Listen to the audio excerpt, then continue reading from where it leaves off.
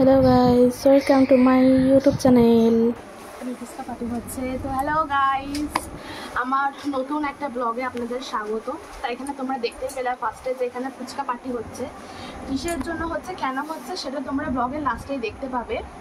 আর তো সেই জন্য তোমাদের পুরো ব্লগ ভিডিওটা দেখতে হবে, আমার চ্যানেলে রয়েছে। আর যারা যারা এখন আমার চ্যানেলটা সাবস্ক্রাইব করোনি, প্লিজ সাবস্ক্রাইব করে দেবো।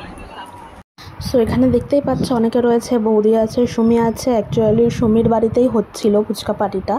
এখন দেখতে পাচ্ছেন আমাদের ফুচকার প্রসেস চলছে। এখানে টক জল দিচ্ছে, এখানে ভাজা মশলা দিচ্ছে ভালোভাবে টক জলটা করার জন্য। এখানে দেখতেই পাচ্ছ আলু আছে, পেঁয়াজ কুচি করা আছে, লঙ্কা কুচি করা আছে, ছোলা সেদ্ধ করা আছে, তেঁতুল আছে, অনেক কিছু আছে এখানে সব। আর আমাদের কিসের জন্য ফুচকা পার্টিটা হচ্ছে তোমরা পরেই জানতে পারবে। তো এখন দেখছো এখন আলু মাখা হচ্ছে। এখন আলুর মধ্যে পেঁয়াজ কুচি, লঙ্কা কুচি, ছোলা আগে থেকে সেদ্ধ করে রেখেছিলাম, সেই ছোলা সেদ্ধ দিয়েছি। তারপরে দেখো বাদাম দিয়ে দিলাম। বাদাম দেওয়ার পরে বাদামটা একটু ভেঙে দেওয়া হচ্ছে।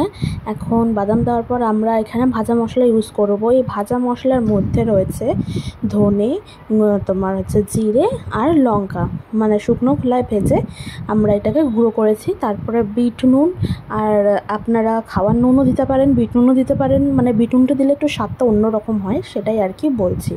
এখন আমাদের দেখতেই পাচ্ছ আলু মাখা কেমন হয়েছে? খুব সুন্দর। এখানে দেখতেই পাচ্ছ কড়াই গরম হয়ে গেছে। কড়াই গরম হওয়ার পরে আমরা তেল দিয়ে দিয়েছি। তেল দেওয়ার পরে আমি ফুচকা দিয়ে দিয়েছি। ফুচকাটা ভালো করে ফোলা হয়ে যাওয়ার পরে আমি বেশি ভালো ভাজতে পারছিলাম না, ওই জন্য পাশ থেকে আমাকে সুমি বললো, বৌদি তুমি সরে আসো, আমি ভাজছি। তারপরে দেখো আমি একটা পাশ থেকে পড়ে গেছিলো ফুচকা ভাজতে গিয়ে, তারপরে সুমি করেছে।